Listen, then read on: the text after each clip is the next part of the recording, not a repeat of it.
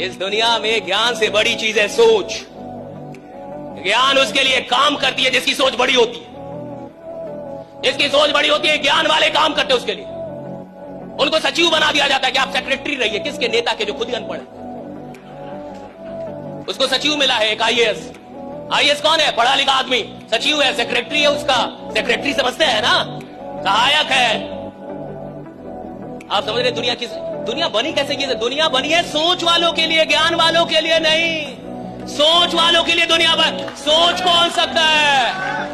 बड़ा सोच सकते हैं कि नहीं? बड़ा सोचने में डर तो नहीं लगता? बड़ा सोचने की हिम्मत है कि नहीं? बड़ा सोचने का जिगरा है कि नहीं? भैया 500 लोग 5 लाख सोच पा रहे कि नहीं? 1 करोड़ सोच पा रहे कि नहीं? जिनका 2 लाख सोच पा रहे। और सुनो, जो सोचेगा उसको दिया जाता है, जो सोच ही नहीं सकता उसे मिलने का कोई प्रश्न ही नहीं उठता। राइट? पहले तो सोचना है।